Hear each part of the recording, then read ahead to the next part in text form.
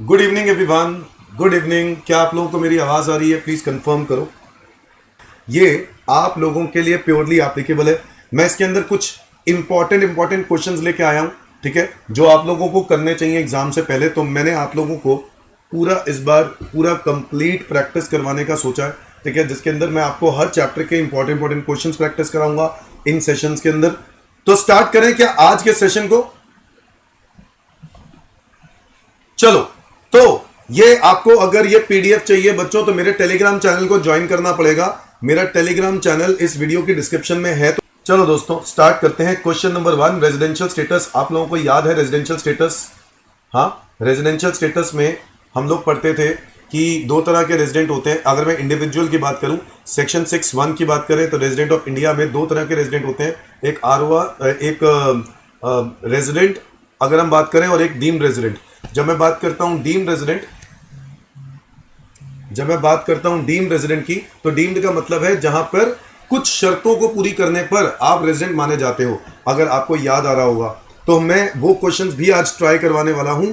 और रेजिडेंट के कुछ कंडीशंस होती थी, अगर आपको याद हो, पहले रेजिडेंट चेक करना होता है और उसके लिए दो कंडीशंस होती हैं और कोई भी एक कंडीशन पूरी करने पर आप रेजिडेंट बन जाते हो।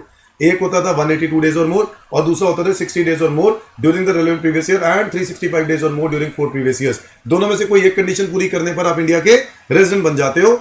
और फिर इसके बाद रेजिडेंट बनने के बाद चेक करा जाता है कि आप इंडिया के आरओआर हो या नहीं। और आरओआर होने के लिए दो एडिशनल कंडीशंस होती हैं, 2 प्रीवियस ईयर्स में resident out of 10 previous years और 7 सालों में 730 दिन। ये दोनों एडिशनल कंडीशन पूरी करने पर आप इंडिया के आरओआर बन जाते हो, वरना इंडिया के आरएनओआर बनते हो। तो बच्चों हम लोग यहाँ पर इसके अलावा हम लोगों ने और भी डिस्कस किया था डीम्ड रेजिडेंट के अंदर, जहां पे सेक्शन 6(1) ने पढ़ा था, जहां पे हम लोगों ने ये डिस्कस किया था कि अगर आप इंडियन सिटीजन हो या आप इंडियन ऑरिजिन हो, इंडियन सिटीजन है इंडियन ऑरिजिन पर्सन जो कि इंडिया में आ रहा है ऑन अ विजिट, ठीक है, कितने डेज के लिए? देखो वैसे तो अगर आपको याद हो ये एक्सेप्शनल केसेस में आते हैं इंडियन ऑरिजिन इंडियन सिटीजन वाले, अगर वो इंडिया में आते हैं ऑन अ विजिट, कितने डेज के लिए? वैसे तो 182 डेज होने चाहिए, बट यहां पर गवर्नमेंट ने 120 डेज की कंडीशन डाल रखी है। सेक्शन 6(1) ये सबको याद है, मैं उम्मीद करता हूं, ठीक है। मैं रिवीजन नहीं करा रहा हूं, मैं सीधे क्वेश्चन चालू करने वाला हूं, ठीक है। क्वेश्चन चालू करने से एक बारी मैं फटाफट हिंट दे रहा हूं कि किन चीजों पे क्वेश्चन होगा, इसलिए कह रहा हूं। तो बताओ, इंडियन सिटीजन या इंडियन ऑरिजिन पर्सन जो कि इंडिया में आ रहा है ऑन अ विजिट, ठीक है, और नंबर 3 उसका स्टे इंडिया में 120 डेज और मोर है और पिछले 4 सालों में 365 दिन, वो बात तो है ही है। और चौथी कंडीशन कि अगर उसकी टोटल इनकम इंडिया से 15 लाख रुपए से ज्यादा है। आपको याद आ रहा है, ये चारों कंडीशंस पूरी होने पर आप इंडिया के डीम्ड रेजिडेंट मान लिए जाते थे। एक और डीम्ड रेजिडेंट वाले क्लॉज होते थे जो बाहर से इंडिया आने वालों के लिए नहीं है, वो सबके लिए है।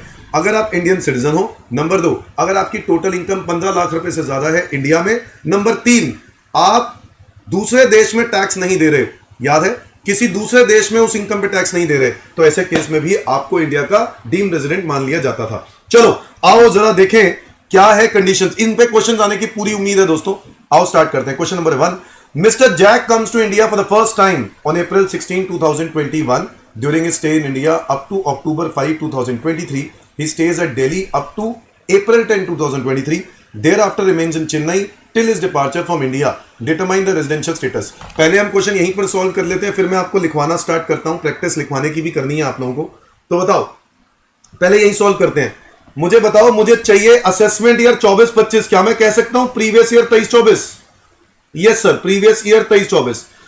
प्रीवियस ईयर 23-24 में कितना स्टे है? अगर हम लोग देखें तो क्वेश्चन में लिखा हुआ है कि इंडिया में वो 16 अप्रैल 2021 को आया था, during stay in India up to October 5, 2023। तो इस बात का क्लैरिटी है कि आप 5 अक्टूबर 2023 तक इंडिया में रहे हो।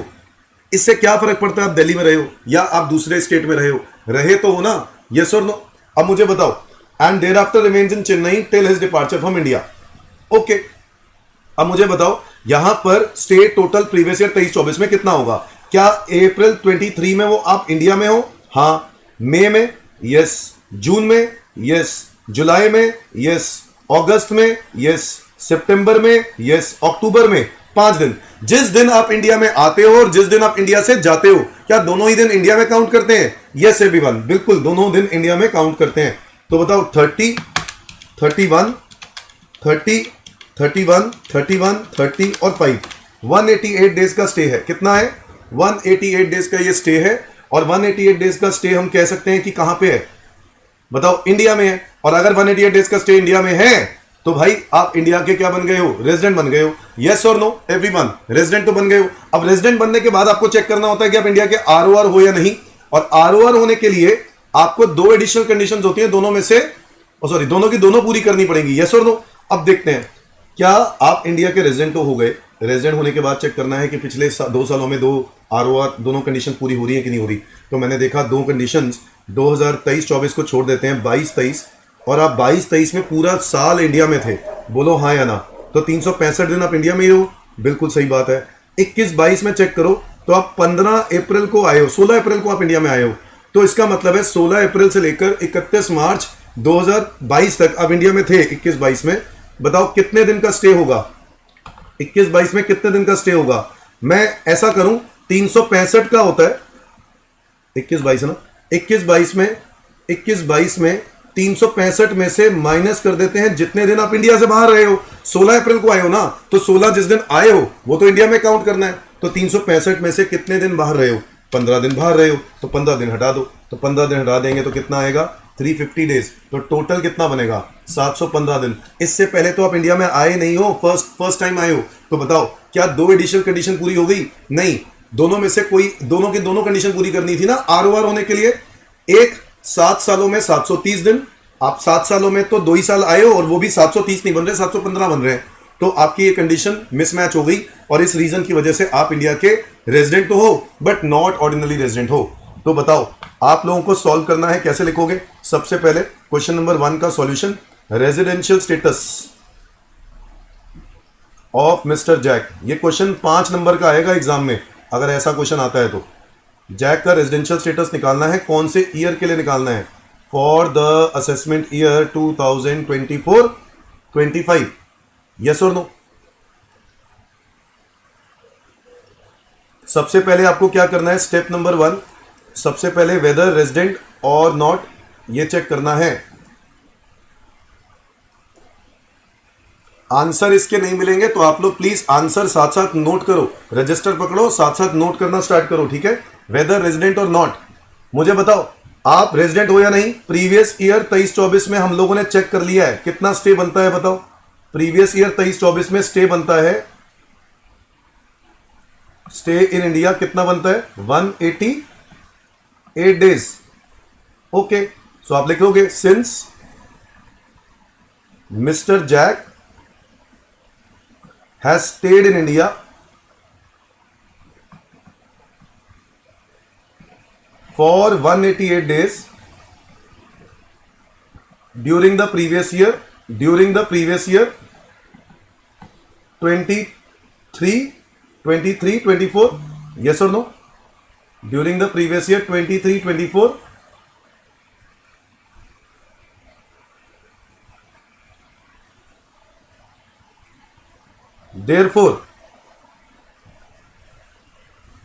Therefore, Mr. Jack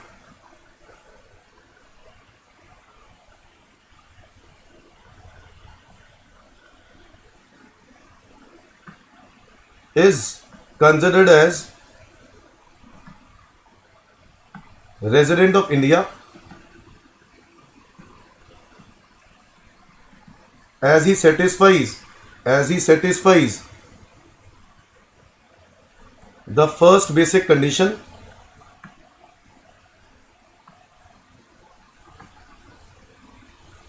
बताओ, that is to stay in India for 182 days or more, है ना। आप इंडिया में 182 डेज और मोर रहे हो। यस बेटा, कुछ क्वेश्चन है। आप लोग आप टेलीग्राम चैनल ज्वाइन करो ना, मेरा टेलीग्राम चैनल पर आपको मिल जाएंगे, ठीक है। तो आप इंडिया के रेजिडेंट हो, कंक्लूड कर दिया आपने स्टेप नंबर 1 से। आपको बिल्कुल ऐसी ही प्रेजेंटेशन देनी है। स्टेप नंबर 2 क्या काम करेंगे, तो आप इंडिया के रेजिडेंट हो क्योंकि आपका स्टे 182 डेज और मोर है। यस और no. Step number 2, whether resident and ordinarily resident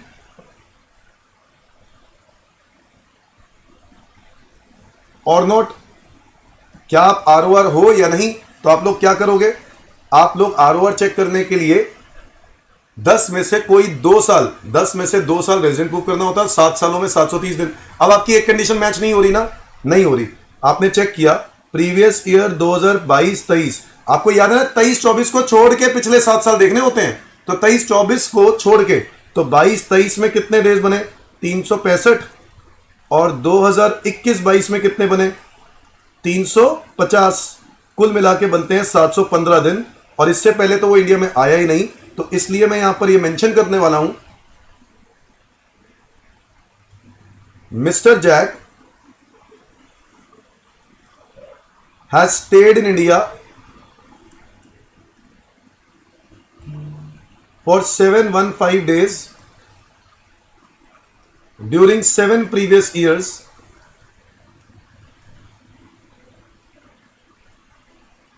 immediately preceding the relevant previous year।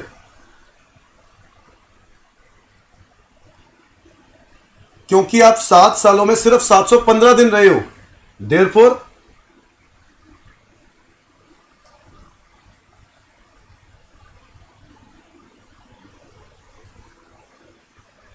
he is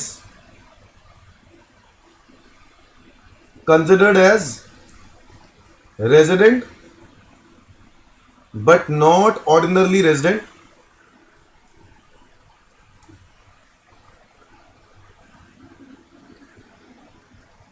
of India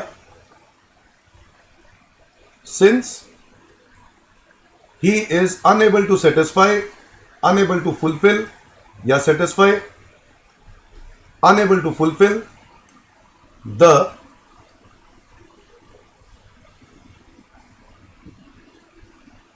condition that is to stay in India for 730 days or more in 7 previous years immediately preceding the relevant previous year।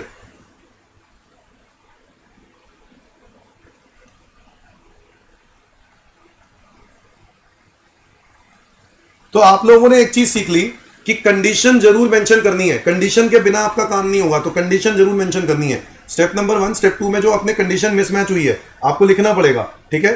और आपका finally conclusion लिखना जरूरी है, तो conclusion क्या लिखोगे जल्दी बताओ। He is resident but not ordinarily resident of India.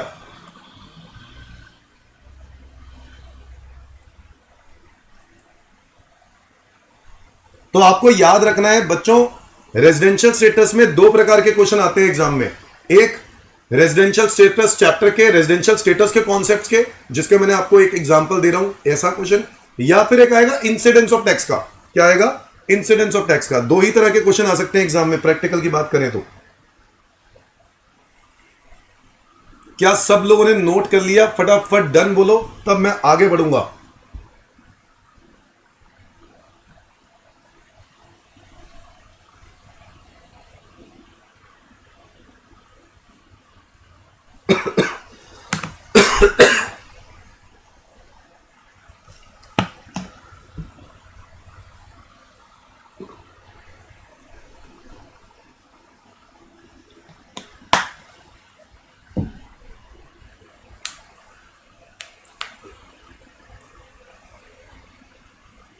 Done everyone?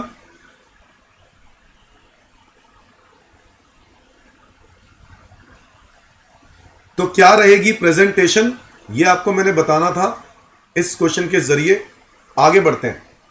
Her question की प्रेजेंटेशन नहीं दे पाऊंगा मैं, बिकॉज इतना वक्त नहीं है हमारे पास, और 1 घंटे के अंदर मैं मैक्सिमम क्वेश्चन, जितने 6-7 क्वेश्चन करने की कोशिश कर रहा हूं, वो करवाने की कोशिश करूंगा अच्छे से, ठीक है।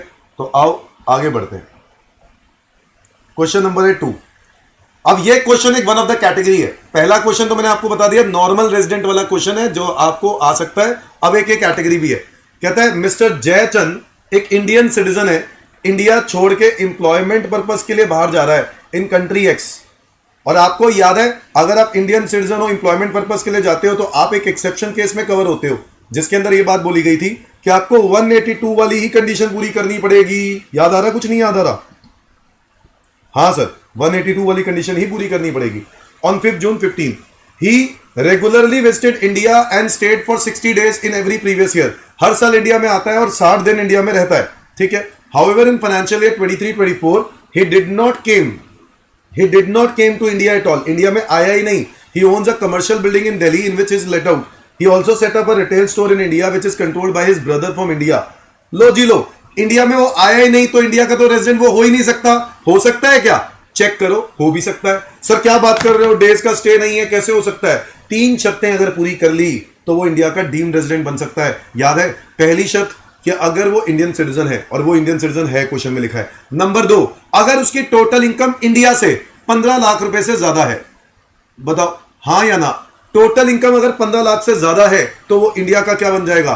रेजिडेंट। और तीसरा एक और कंडीशन भी दी, he is not liable to pay tax in any other country. ये तीनों शर्तों के बारे में लिखा होगा तो ही आपको इंडिया में आप RNOR मान लिए जाओगे। तो देखो कह रहा है, however in financial year 23-24 he did not come to India at all. He owns in commercial building Delhi में, और he also has a setup a retail store जो उसका भाई चला रहा है। He provided the following information to your regarding incomes. तो भाई साहब इंडिया में वो 12 लाख रुपए की तो कमर्शियल बिल्डिंग से इनकम कमा रहा है, ओके, जो कि 15 लाख से अभी भी कम है। इनकम फ्रॉम रिटेल स्टोर जो इसका भाई चला रहा था, कंट्रोल्ड बाय ब्रदर है, बट भाई है तो ओनरशिप तो इसका, सेटअप तो इसी का ही है ना। तो इसका मतलब है यहां पर ये 4.5 लाख की इनकम भी आपकी ही है। तो मुझे बताओ ना, क्या ये मिला के 15 लाख से ज्यादा हो गया कि नहीं हो गया? सर हो गया। और ऊपर से क्या लिख रहा है? Country X does not tax any individual on their income. लो जी लो, तो जिस कंट्री में ये रह रहे हैं ना ऑलरेडी, वो लोग इसके ऊपर 15 लाख पर टैक्स नहीं लगाते। तो कहानी खत्म हो गई बच्चों। तो मुझे एक बात बताओ, बड़ी सिंपल सी बात है, रेजिडेंशियल स्टेटस यहां पर क्या होगा? आंसर डीम्ड रेजिडेंट का आंसर होगा। क्या आंसर होगा? Deemed resident. तो बताओ, क्वेश्चन नंबर है 2, डीम्ड रेजिडेंट में यहां पे अप्लाई करूंगा। क्वेश्चन नंबर है 2, और रेजिडेंशियल स्टेटस हमें निकालना है जयचंद का। Residential status of mister Jaichand.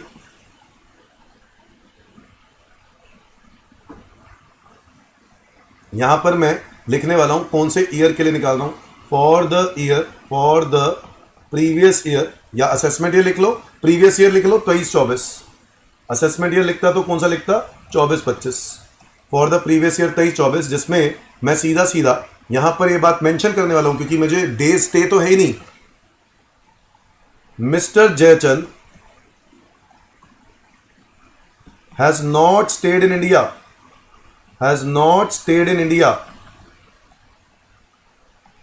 during the previous year 23-24। वो तो इंडिया में रहा ही नहीं। यस और नो? वो तो इंडिया में रहा ही नहीं। सो जयचंद तो इंडिया में रहा नहीं, तो मुझे बता दो ना, अगर वो इंडिया में रहा नहीं तो वो तो रेजिडेंट होना नहीं चाहिए। But as per proviso of section number 6(1), if following condition satisfies, if following 3 conditions satisfies, then Mr. Jayachand is treated as deemed resident। Deemed resident, और डीम्ड रेजिडेंट पता है कौन सी कैटेगरी होती है? Resident but not ordinarily resident, है ना? Resident but not ordinarily resident. तो अगर वो तीनों कंडीशन पूरी हो जाए, अब वो 3 कंडीशंस क्या हैं बताओ। सबसे पहली कंडीशन तो ये है कि he is an Indian citizen.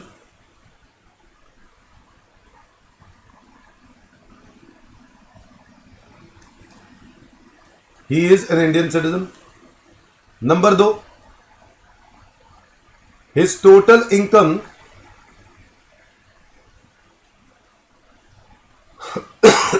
from India exceeds ₹15 lakh. उसकी इनकम इंडिया में 15 लाख से ज्यादा है। और number 3, he is not liable to pay tax in any other country.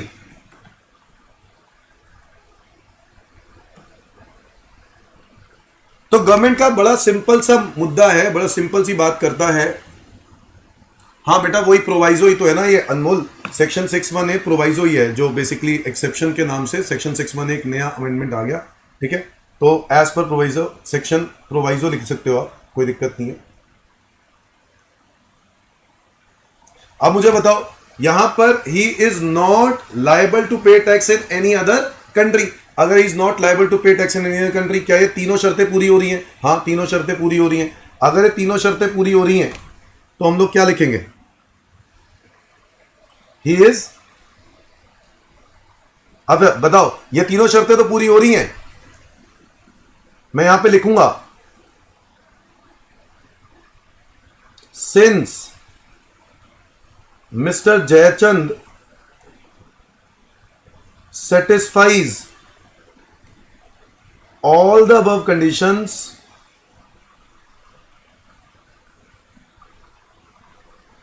therefore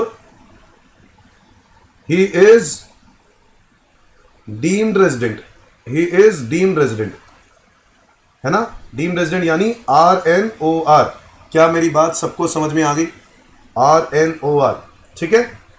तो जयचंद डीम्ड रेजिडेंट मान लिया जाएगा। Is that clear everyone?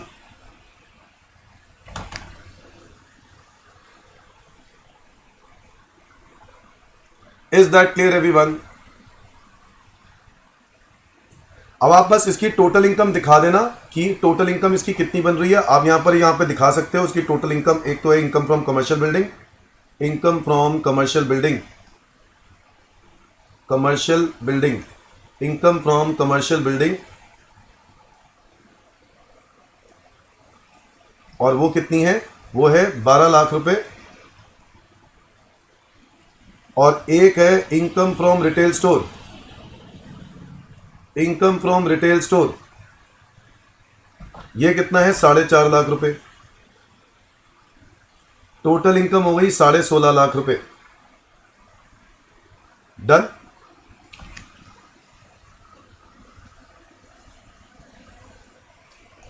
ये है आपका प्रेजेंटेशन नंबर 2 सेकंड क्वेश्चन का, जो कि एक वन ऑफ द क्वेश्चन है जो एग्जाम में पूछा जा सकता है, ठीक है। डन बोलो सारे बच्चे। मैं थर्ड क्वेश्चन पे आ गया हूं।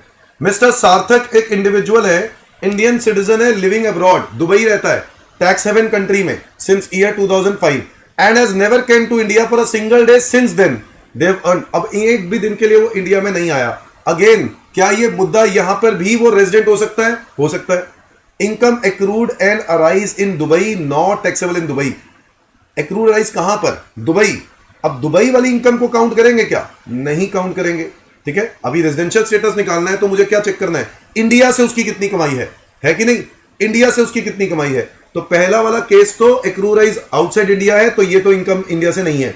Income accrued arise in India, ये इंडिया से है कि नहीं है? ये तो इंडिया से है। अच्छा, income deemed to accrued arise in India, ये भी इंडिया से है। हाँ बिल्कुल, ये भी इंडिया से है। Income arising in Dubai from profession setup in India. भाई प्रोफेशन सेटअप इन इंडिया, जब प्रोफेशन सेटअप इन इंडिया होता है तो कंट्रोल एंड मैनेजमेंट कहां से होता है? इंडिया से होता है। और कंट्रोल अगर इंडिया है ना, तो भाई ऐसे केस में हम लोगों को क्या पढ़ाया कि कंट्रोल एंड मैनेजमेंट इंडिया है तो उसको इनकम इंडिया की मानेंगे, इंडिया की मानेंगे ये 20-15 लाख काउंट करने के लिए। तो बताओ क्या ये टोटल इनकम 23 लाख हो गई इंडिया से? यस। 15 लाख से ज्यादा हो गई? यस। आप क्या बाहर हो जहां पे वो टैक्स हेवन कंट्री है? यस। इंडियन सिटीजन हो और इंडिया में नहीं आए हो, तो भाई आप यहां पर भी क्या बन जाते हो? इंडिया के रेजिडेंट बन जाते हो। क्या मेरी बात समझ में आ गई? डीम्ड रेजिडेंट बन जाते हो, डीम्ड रेजिडेंट। मैं अब इसका आंसर सीधा सीधा यहीं लिख रहा हूं। Is that clear everyone? और मेरी टैक्सेबल इनकम, बच्चा पूछ रहा है टैक्सेबल इनकम क्या होगी, तो टैक्सेबल इनकम क्या होगी? टैक्सेबल इनकम होगी 5 लाख, 8 लाख और 10 लाख, 23 लाख रुपए जो मुझे टैक्स देना होगा। कितने पर देना होगा? 23 लाख रुपए पर। क्या ये बात सबको समझ में आ गई? बताओ अगला पार्ट क्या कहता है? अगला पार्ट कहता है what would be your answer if income arising in Dubai from the profession setup in India is 2 lakh instead of 10 lakh. अगर 2 लाख होता तो अगर ये 2 लाख होता तो ये 2 लाख होता तो टोटल होता 15 लाख। और क्योंकि हमें 15 लाख से ज्यादा इनकम देखनी होती है, 15 लाख नहीं 15 लाख से ज्यादा देखनी होती है, इसलिए यहां पर आंसर मेरा क्या बन जाता पता है, नॉन रेजिडेंट। क्या हो जाता, नॉन रेजिडेंट। यस और नो, यहां पर मेरा आंसर नॉन रेजिडेंट हो जाता, क्योंकि हमें देखनी है इनकम एक्सीडिंग 15 लाख। क्या होनी चाहिए, इनकम एक्सीडिंग 15 लाख।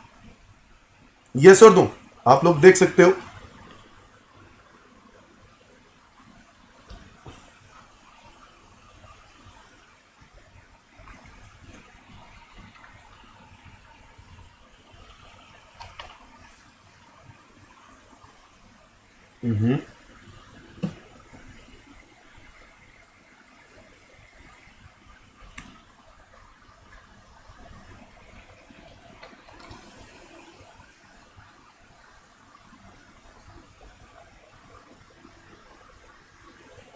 ये रहा, ये देखो, यहां पर हम लोगों ने रेजिडेंशियल स्टेटस जो पढ़ा है, मैं सीधा वहीं से दिखा देता हूं आपको। यहां पर जो हम लोगों ने ये बात पढ़ी है डीम्ड रेजिडेंट की, ये यहां से पढ़ी थी, डीम्ड रेजिडेंट की। और सब बच्चों को ये बात की क्लैरिटी होनी चाहिए, इस पर एग्जाम में जरूर पूछा जा सकता है, याद रखना है आप लोगों को, ठीक है। ये सेक्शन 6(1) है, ये सब एक्सेप्शन ही है बेटा, ये सब एक्सेप्शन है। ये देखो प्रोवाइजो, एक्सेप्शन क्या कहते हैं, प्रोवाइजो। आप लोगों को अगर ये सेक्शन याद है तो आप सेक्शन लिख देना, नहीं याद है तो आप लिख देना सेक्शन 6(1) का प्रोवाइजो, ठीक है। अब मुझे बताओ, यहां पर is Indian citizen, is total income 15 lakh, is not liable to pay exceeding 15 lakh, लिखा है कि exceeding 15 lakh, is not liable to pay tax in any other country. ये तीनों कंडीशन पूरी होंगी तो आप इंडिया के क्या माने जाओगे, डीम्ड रेजिडेंट। ओके, आगे आ जाओ, क्वेश्चन नंबर 4। अब एक क्वेश्चन की वैरायटी मैंने ये भी डाल दी, जिसके अंदर क्वेश्चन ने बोल दिया कि आपको स्टे दे दिया है, कितने कितने स्टे उतने में रहा मिसेस करीना कपूर और हॉलीवुड एक्ट्रेस है, और उसका स्टे दे दिया, आपको बताना है रेजिडेंशियल स्टेटस। तो मेरे हिसाब से ये बहुत ही आसान है, बट आपको इसमें डेज फाइंड आउट करने हैं। तो डेज फाइंड आउट करने के लिए आपको ध्यान देना है कि जिस दिन आप इंडिया से जाते हो और जिस दिन आप इंडिया में आते हो, वो दोनों दिन इंडिया में काउंट करते हैं। तो बताओ, अप्रैल 3 से लेकर जुलाई 11 आप इंडिया में रहे हो, ठीक है, अप्रैल 3 से जुलाई 11। तो मुझे बताओ सारे बच्चे, अप्रैल 3 अगर आप इंडिया में आ गए हो तो अप्रैल में कितने डेज होते हैं, 30 होते हैं ना, 2 हटा दो, जितने दिन बाहर रहे हो वो हटा दो। तो अप्रैल में कितने, 28, मार्च, मई में कितने, मई में तो 31, जून में कितने, 30, जुलाई में कितने। जिस दिन आप इंडिया से गए हो क्या वो भी दिन इंडिया में काउंट करेंगे, हाँ, तो 11 दिन हो जाएंगे यहां पर। तो मुझे बताओ टोटल कितना बना, 28, 31, 30 और 11, तो ये बन रहे हैं 100 दिन। इसी तरीके से 21-22 में, जून 22 से लेकर जुलाई 11, तो जून 22 में 21 दिन हटा दो, जून में 30 दिन होते हैं, 21 दिन हटा दो तो कितने रह गए, 9 दिन। 9 दिन जून के और जुलाई के 11 दिन रह गए, टोटल हो गए 20 दिन। बोलो यस और नो। तो 20 दिन आप जून के और मतलब 21-22 के आप कर लोगे। फरवरी में 10 तारीख को आप इंडिया में आ गए हो, तो फरवरी में 10, फरवरी में 20-21 का ईयर है ये, 20-21 लीप ईयर तो नहीं होता है, 20 तो लीप ईयर होता है, बट 20-21 में फरवरी 21 आ रहा है तो इसलिए लीप ईयर नहीं होता है। तो फरवरी 10 तारीख है, तो 9 दिन तो हटा दो, 28 में से 9 दिन हटा दो तो कितने बनेंगे, 19 दिन ये रहेंगे। बेटा कोई डाउट आएगा तो प्लीज पूछना। मार्च में 26 दिन, तो टोटल कितने हो गए ये, 19 + 26, ये हो गए 45 दिन। कितने हो गए, 45 दिन। सितंबर 7 से मार्च 26, सितंबर 7 से बाहर हो आप, सितंबर 7 है तो इसका मतलब है सितंबर में 30 दिन होते हैं। बोलो यस और नो। और सितंबर में 6 तारीख, 6 दिन हटा दो, 30 - 6 तो ये हो गए 24, सितंबर में 24।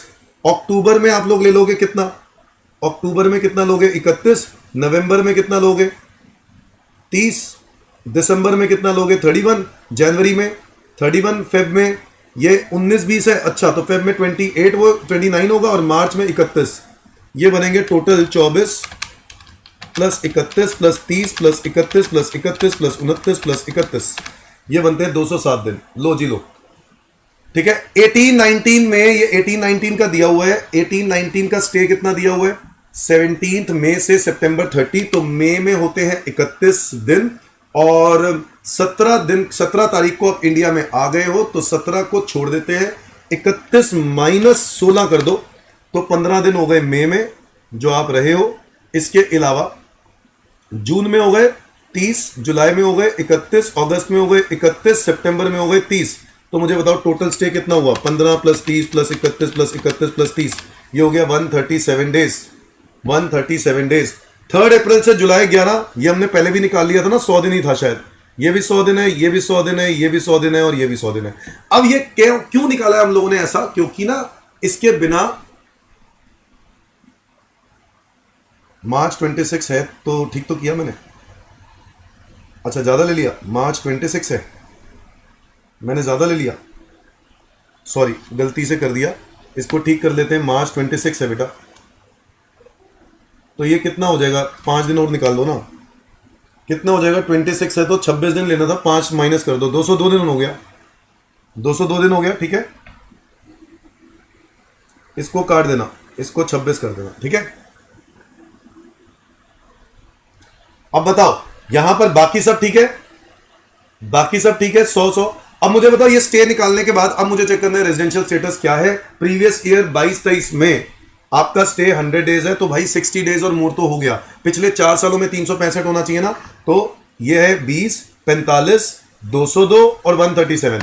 चेक करें, 20 प्लस 45 प्लस 202 प्लस 137 तो 365 से ज्यादा बनते हैं। तो भाई ये बात तो क्लियर हो गई कि 22-23 में ये रेजिडेंट है। अब रेजिडेंट चेक करने के बाद क्या चेक करना है कि वो ROR है या वो RNOR है। इसके लिए क्या करेंगे बताओ, ROR RNOR के लिए हम लोगों को देखना पड़ेगा पिछले 7 सालों में 730 दिन या 2 प्रीवियस ईयर में रेजिडेंट आउट ऑफ 10 प्रीवियस, दो या नहीं, दोनों के दोनों।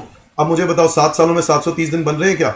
इस ईयर को छोड़ना पड़ेगा, इससे पहले के 7 साल 1 2 3 4 5 6 7 यहां तक देखना है। तो मुझे बताओ यहां तक बने 20 plus 45 plus 202 plus 137 plus 100 plus 100 plus 100, ये बन रहे 704 दिन। तो answer very clear, resident but not ordinarily resident. क्या आंसर होगा? Resident but not ordinarily resident. Is that clear everyone? क्या ये बात सबको समझ में आती है? ओके, RNOR आंसर आ गया मेरा, RNOR। आगे बढ़े, चलो इंसिडेंस ऑफ टैक्स। तो बच्चों वन ऑफ द क्वेश्चंस और कैटेगरी जो अगर आप मुझसे पूछोगे तो कौन सी कैटेगरी के क्वेश्चंस पूछे जा सकते हैं, वो है इंसिडेंस ऑफ टैक्स। सुनना, इंसिडेंस ऑफ टैक्स में हम लोगों ने पढ़ा है, क्या पढ़ा है बताओ? ROR, RNOR और NR। अगर आप इनकम एक्रूराइज इंडिया में करते हो तो आपको तीनों में टैक्सेबल है, ROR, RNOR और NR। इनकम रिसीव इंडिया है, तीनों को टैक्सेबल है। Income accrue arise outside, receive outside but control India है, तो ROR और RNOR को टैक्सेबल है।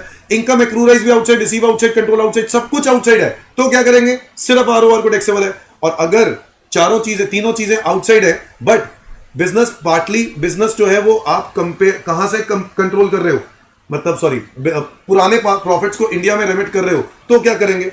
ऐसे केस में वो इनकम टैक्सेबल हो जाएगी, सॉरी नॉन टैक्सेबल हो जाएगी। तो ऐसे केस में तीनों को नॉन टैक्सेबल हो जाएगी। पांचवा केस क्या था कि अगर आप बाहर से कमाते हो, बाहर ही रिसीव कर रहे हो, कंट्रोल भी बाहर है, बट पुराने प्रॉफिट्स को इंडिया में भेजा, रेमिटेंस करने पर कोई टैक्स नहीं लगेगा, तीनों को नॉन टैक्सेबल। बताओ इस क्वेश्चन में आपको करना है, 5th क्वेश्चन है जिसके अंदर आपको कुछ इंफॉर्मेशन दी हुई है। आपको फाइंड आउट क्या करना है कि आपकी क्या टोटल इनकम होगी मिस्टर जेड की फॉर द असेसमेंट ईयर 24-25। अगर वो ROR है तो क्या होगा, RNOR है तो क्या होगा, और नॉन रेजिडेंट है तो क्या होगा। ठीक है, तो स्टार्ट करें। क्वेश्चन नंबर है 5।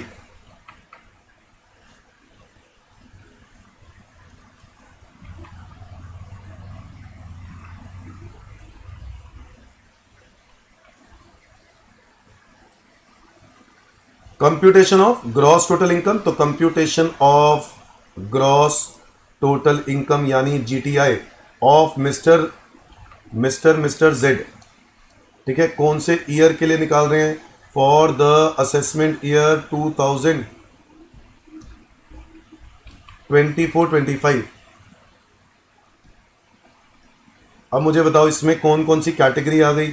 एक तो आ गया, इसको एक साथ ही सॉल्व कर देंगे, ठीक है ना। एक ROR आ गया, एक आ गया RNOR और एक आ गया NR नॉन रेजिडेंट। यहां पे आ गया पर्टिकुलर्स, जिसमें मैं सबसे पहले लिखने वाला हूं कौन सी इनकम है। बताओ interest on German development bonds. Interest on German development bonds क्या करें? Interest on German development bonds, यहां पर तो स्टेटमेंट लिखनी है, लिख लोगे। 2/5 रिसीव इन इंडिया है, 2/5 रिसीव इन इंडिया है। 60,000 के बॉन्ड है, 60,000 का इंटरेस्ट है, 2/5 इंडिया में मिल रहा है। जो इंडिया में मिल रहा है वो तीनों को टैक्सेबल होगा, बोलो यस और नो। सो 60,000 ये हो गया 24,000, 24,000 तो तीनों को टैक्सेबल कर दो। इसके बाद लिखा है 3/5। 3/5 के बारे में बात करें तो क्या होगा 3/5 का? 3/5 इंटू 60,000, इसका क्या करेंगे भाई? ये तो क्लियर है कि ये रिसीव इन इंडिया है। जो इंडिया में रिसीव है वो तो तीनों को ही टैक्सेबल होना था ना। जो रिसीव आउटसाइड इंडिया है, रिसीव्ड आउटसाइड है, इसका क्या करेंगे? इसमें एक्रूराइज कहां है? आउटसाइड। रिसीव कहां है? आउटसाइड। कंट्रोल भी कहां है? आउटसाइड। तो सिर्फ और सिर्फ किसको टैक्सेबल होगा? ROR को। कितना अमाउंट? 36,000। क्योंकि गवर्नमेंट कहता है ना कि भाई अब तू कहीं से भी कमा, अगर तू इंडिया का ROR है ना, कहीं से भी कमा, ऑस्ट्रेलिया से, जर्मनी से, ब्राजील से, रशिया से, यस और नो, आसमान से कमा या पाताल से, या फिर कमा अफ्रीका के जंगलों से, टैक्स कहां देना होगा? इंडिया में, है ना। नंबर 2, आगे आ जाओ। Income from agriculture in Bangladesh receive there but later on 50,000 is remitted to India. क्या करे? एक्रूराइज कहां हुआ? बाहर। रिसीव भी कहां हुआ? बाहर। कंट्रोल भी कहां है? बाहर है। सब कुछ बाहर है। तो भाई जब सब कुछ बाहर है तो क्या करेंगे? सिर्फ और सिर्फ ROR को टैक्सेबल होगा। Is that clear everyone? Is that clear everyone? तो भाई ये हो गया मेरा सेकंड पार्ट। मैं आ गया हूं थर्ड पार्ट पे, ध्यान से देखना। अगला point, income from property in Canada. Income from property in Canada receive outside India. Property कहां पे है? बाहर। तो एक्रूराइज कहां हुआ? बाहर। रिसीव कहां हुआ? बाहर। कंट्रोल भी कहां है? बाहर। सब कुछ बाहर है भाई। इससे कोई फर्क नहीं पड़ता कि आपने वो भेजा, इंडिया में भेज दिया, रेमिटेंस है। रिसीव तो बाहर ही किया ना। अच्छा, कुछ पैसा खर्च कर दिया, क्या करें? खर्च कर दिया तो क्या एग्जेम्प्ट कर देंगे? सवाल ही नहीं पैदा होता। ये एप्लीकेशन ऑफ मनी है। Application of money is always taxable. आप पैसा कमाने के बाद कहीं भी खर्च करो, वो टैक्सेबल ही रहेगा, गवर्नमेंट कहता है। Is that clear? 86,000 एक्रूराइज कहां हुआ? बाहर। रिसीव कहां हुआ? बाहर। कंट्रोल भी बाहर। किसको टैक्सेबल होना चाहिए? सिर्फ ROR को टैक्सेबल होना चाहिए। 86। आगे आ जाओ। Income earn from business in USA which is controlled from Delhi. Business कहां पे? US से। एक्रूराइज कहां हुआ? बाहर। कंट्रोल कहां से? इंडिया से। 15,000 इंडिया में मिल गया। तो भाई बताओ, 15,000 अगर इंडिया में मिल गया, रिसीव इन इंडिया है, तो क्या करेंगे? जो 15,000 है उसका क्या करेंगे? वो तो तीनों को टैक्सेबल हो जाएगा, यस और नो। 15,000 तीनों को टैक्सेबल हो जाएगा। और जो बाकी के 50,000 रुपए है उसका क्या करें? बाकी के 50,000 रुपए हैं उसका क्या करें? वो 50,000 रुपए आउटसाइड इंडिया मिला है। अब इसके लिए रूल सोचो। 50,000 एक्रूराइज कहां हुआ? एक्रूराइज कहां हुआ? आउटसाइड। रिसीव कहां हुआ? आउटसाइड। कंट्रोल कहां से? दिल्ली से। दिल्ली मतलब इंडिया। तो 50,000 जो दिल्ली से है तो ROR और RNOR को टैक्सेबल होगा। तो 50,000 यहां पर आएगा और 50,000 यहां पे आएगा। समझ में आ रहा है? पॉइंट नंबर है 5। मुझे बताओ, dividend paid by foreign company. Foreign company है तो एक्रूराइज कहां हुआ? बाहर। रिसीव कहां हुआ? इंडिया। एक्रूराइज बाहर, रिसीव इंडिया। तो रिसीव इंडिया हो जाए ना, तो टेंशन क्यों लेनी है? तीनों को क्या कर देंगे? टैक्सेबल कर देंगे। 46,500। सिंपल सी बात है भाई। देखो रूल्स समझ लो। एक्रूराइज इंडिया हो जाए, तीनों को टैक्सेबल। रिसीव इंडिया हो जाए, तीनों को टैक्सेबल। एक्रूराइज बाहर, रिसीव बाहर। कंट्रोल इंडिया से हो तो दो को टैक्सेबल, ROR और RNOR को, रेजिडेंट्स को टैक्सेबल बेसिकली। और अगर तीनों ही सब कुछ ही आउटसाइड हो, एक्रूराइज भी बाहर, रिसीव भी बाहर, कंट्रोल भी बाहर, तो सिर्फ ROR को टैक्सेबल, क्योंकि ROR को तो टैक्स देना ही पड़ेगा। ROR सिर्फ तभी बच सकता है जब इनकम बाहर से कमाई हो, बाहर ही रिसीव हुई हो, और कंट्रोल भी बाहर हो, बट पुराने सालों के प्रॉफिट इंडिया में भेजे हो। पुराने सालों के प्रॉफिट पे टैक्स इंडिया में अब नहीं लगेगा, तो उस केस में तीनों को नॉन टैक्सेबल करना है बस। नंबर 6 पे आ गए हम। अगला पॉइंट, ये देखो पास्ट वाली बात हुई, पास्ट वाले ही आ गया सामने, तो ये क्या करेंगे? इसको किसी को भी टैक्सेबल नहीं करेंगे। पुराने सालों के प्रॉफिट हैं, पुराने सालों का ही हिसाब है। ये रेमिटेंस है। रेमिटेंस मतलब पैसे भेजना होता है, रिसीव करना नहीं। नंबर 7, मुझे लिखा है प्रॉफिट फ्रॉम बिजनेस इन चेन्नई। चेन्नई कहां है? इंडिया में ही तो है, तो एक्रूराइज इंडिया हो गया। बताओ यस और नो। तो 27,000 तीनों को क्या हो जाएगा? टैक्सेबल हो जाएगा। आगे बताओ। पॉइंट नंबर 8, हाँ, profit on sale of building. Building sale कहां पे की? इंडिया में। तो एक्रूराइज क्या हुआ बेटा? एक्रूराइज इंडिया हो गया। Sale of building in India है तो तीनों को टैक्सेबल हो जाएगा। तीनों को टैक्सेबल हो जाएगा, कोई डाउट नहीं है सर, वेरी मच क्लियर। आगे बात करते हैं। पेंशन फॉर्मर एम्प्लॉयर कहां पर? इंडिया में। इंडिया से फॉर्मर एम्प्लॉयर, तो एक्रूराइज कहां हुआ भाई? इंडिया में हुआ ना। तो इंडिया में हुआ 36,000 रुपए, तीनों को क्या हो जाएगा? टैक्सेबल। 36,000 रुपए। और इसके बाद gift in foreign currency from a friend. अब गिफ्ट का क्या होता है? अगर रिलेटिव से मिलता है तो फुली एग्जेम्प्ट होता है। रिलेटिव से मिलता है फुली एग्जेम्प्ट होता है, बट अगर किसी फ्रेंड से मिला या किसी से भी मिला नॉन रिलेटिव से, तो 50,000 की लिमिट होती है, अगर आपको याद आ रहा हो। 50,000 से ज्यादा है तो फुली टैक्सेबल। क्या ये 80,000 का गिफ्ट है? हाँ। और कहां मिल रहा है? इंडिया में। तो ये वाला पॉइंट क्या होगा?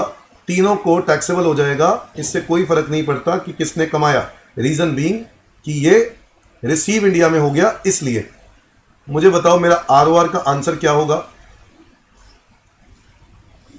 तो ये मेरा आंसर क्या होगा, 24,000, 36,000, 181,000 प्लस 86,000 प्लस 15,000 प्लस 50,000 प्लस 46,500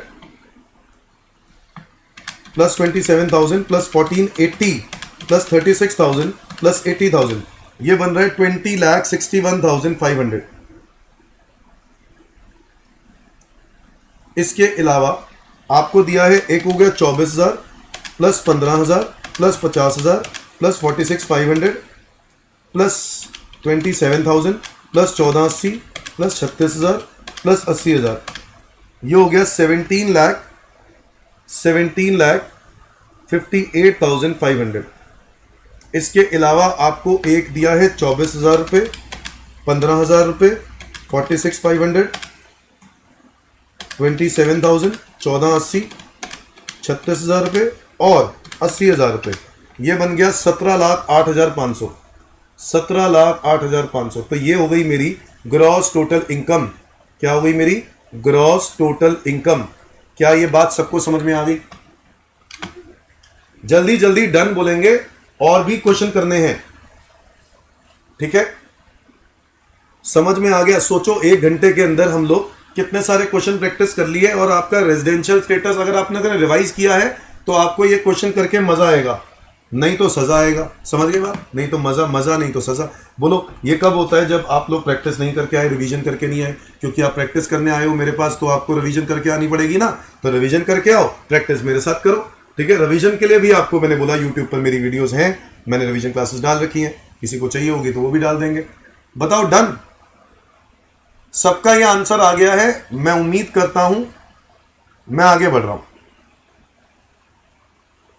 अगला क्वेश्चन है, compute GTI in the hands of mister, in the hands of an individual, in the hands of an individual if he is ROR and NR. मतलब 2 ही answer निकालने हैं, या तो वो ROR है तो क्या होगा, या वो एनआर है तो क्या होगा, ठीक है?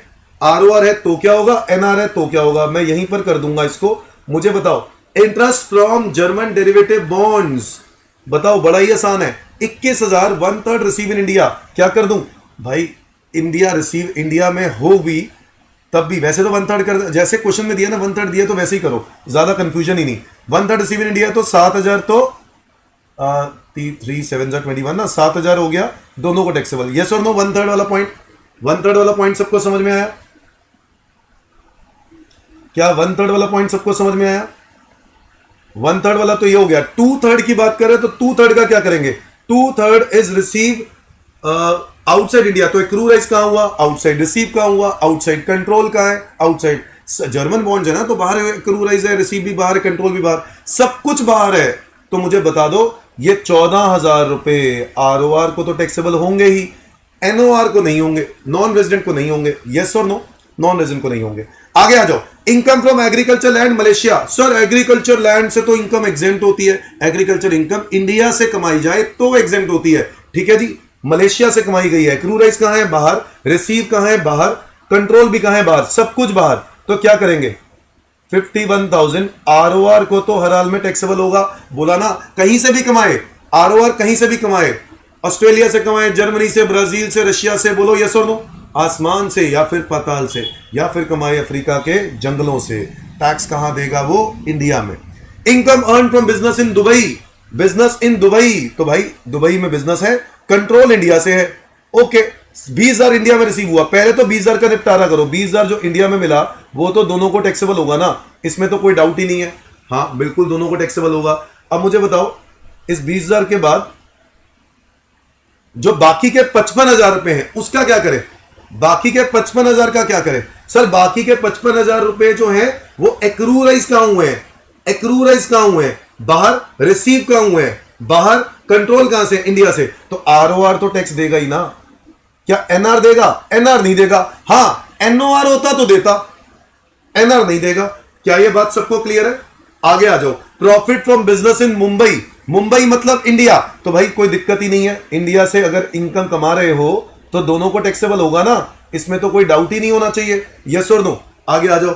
Interest receive from mister Ashok NRI on loan provided to him for a business in India. मुझे एक बात बताओ, इंटरेस्ट किससे मिला है? एक एनआरआई से मिला है, ठीक है। आपकी इनकम कहां के लिए, कहां के लिए? बिजनेस कहां, लोन किसके लिए दिया गया? बिजनेस कहां करने के लिए? इंडिया में।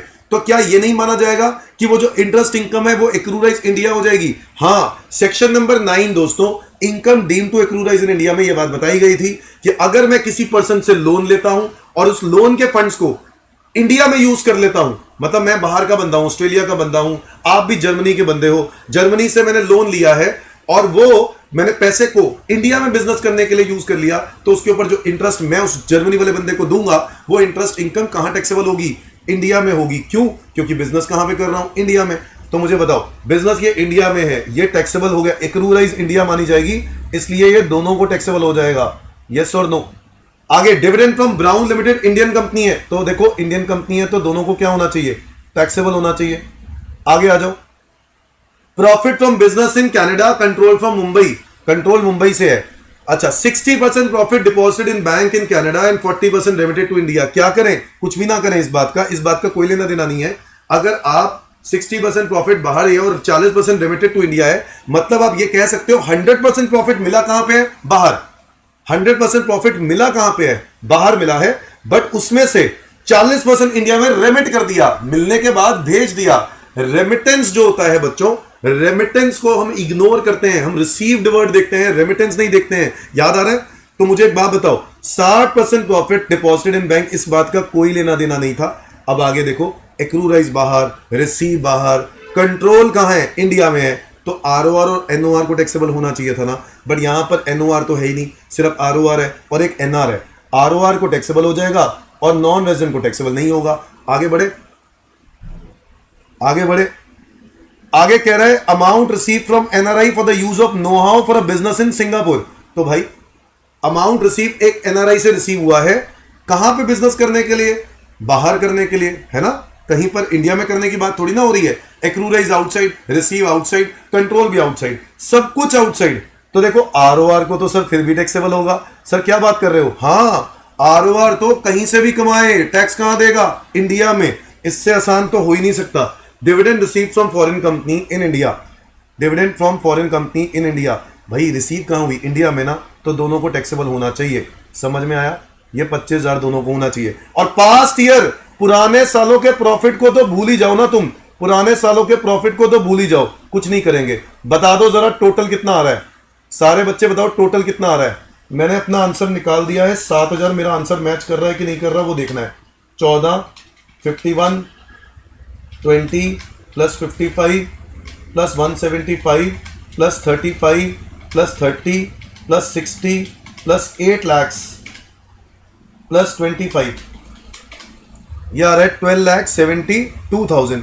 लो जी लो, मेरा ए पार्ट का आंसर तो बिल्कुल करेक्ट आ गया, 12,72,000। ठीक है, मैं अब सेकंड पार्ट का देख रहा हूं, क्या सेकंड पार्ट का मेरा आंसर मैच कर रहा है? 7,000, 20,000, 175,000, 35,000, 30,000, 25,000, तो ये हो गया 2,92,000, 2,92,000। तो ये आ गया मेरा आंसर 2,92,000। तो मेरे दोनों आंसर आ गए हैं 1,272 और 292। Is that clear everyone? Done बोलो जल्दी जल्दी, समझ में आ गया तो फिर आगे बढ़ेंगे। एक आखिरी क्वेश्चन आप लोगों के साथ प्रैक्टिस करूंगा, जल्दी जल्दी डन बोलो, समझ में आ गया तो। 9 बजे हम जीएसटी की प्रैक्टिस स्टार्ट कर देंगे, तो टाइम पर मिलेंगे कुछ क्वेश्चंस के साथ। टेलीग्राम का चैनल मैं आपको इसी ग्रुप पे भेज रहा हूं, मैसेज पे भी मैं कमेंट पे भी भेज दूंगा, और डिस्क्रिप्शन में भी अभी चेंज कर दूंगा, उसको डाल दूंगा डिस्क्रिप्शन में नए वाला चैनल का लिंक। ठीक है, तो आप उसके अंदर ऐड हो जाओ। चैनल वही है, नाम चेंज कर दिया है। ठीक है, तो आप लोग वहां पर ज्वाइन करो। डन बोलो सारे बच्चे, डन बोलो, समझ में आ गया तो।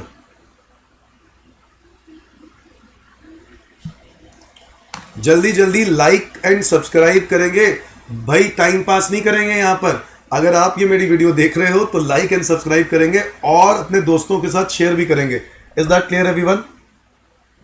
भाई आप लोग हौसला दोगे तभी तो आगे बढ़ेंगे ना। यस और नो?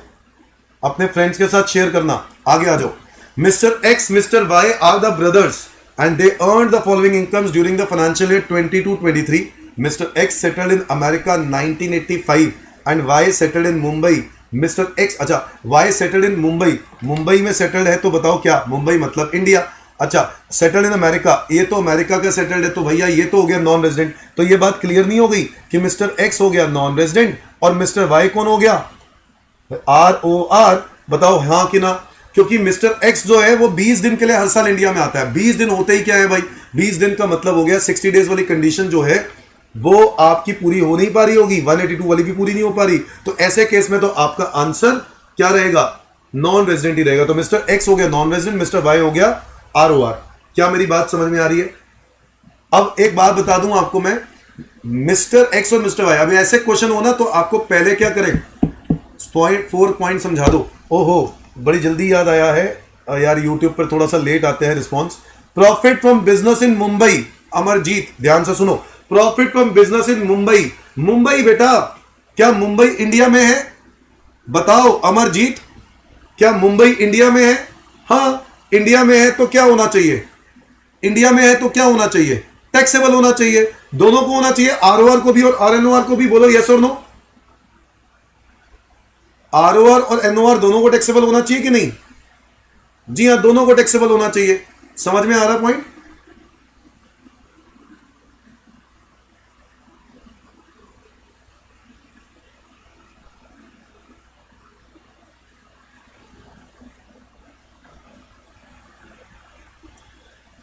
Done everyone. अमरजीत ठीक है, तो ये दोनों को टैक्सेबल होना चाहिए.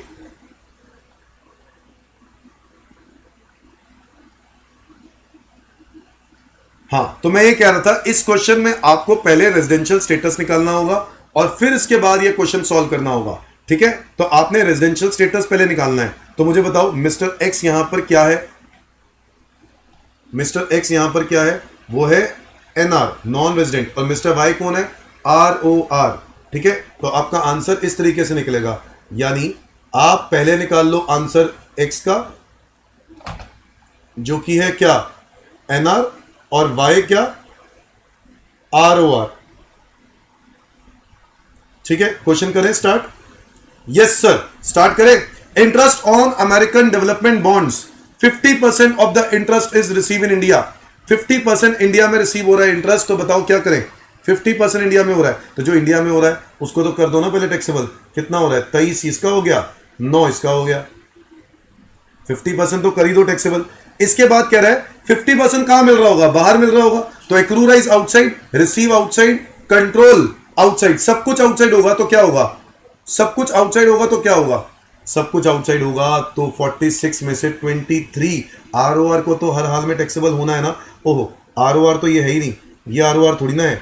ROR तो Y है, तो 9000 इसको टैक्सेबल हो जाएगा, इसको कुछ भी नहीं होगा. बोलो यस और नो. इसको नहीं होगा क्योंकि X तो NR है ना. समझ गए बात? आगे आ जाओ. Dividend from Japanese company receive in America. Accrue rise कहां हुआ? बाहर. रिसीव भी कहां हुआ? बाहर. तो क्या करें? सब कुछ बाहर है तो ऐसे केस में सिर्फ ROR को टैक्सेबल होगा. तो 15000 Y वाला तो टैक्सेबल होगा, X वाला टैक्सेबल नहीं होगा. आगे आ जाओ. Short term capital gain on sale of shares of Indian company. बताओ रिसीव इन इंडिया. क्या करेंगे इस केस में? Sale of shares of Indian company. Indian company है तो यार एक्रू राइज इंडिया हो गया ना. तो दोनों को टैक्सेबल कर देते हैं, 45 और 75. आगे आ जाओ. प्रॉफिट फ्रॉम बिजनेस इन मुंबई 10,000. तो ये भी एक्रू राइज इंडिया हो गया तो इसको टैक्सेबल कर देंगे. आगे आ जाओ. Income from business in Mumbai.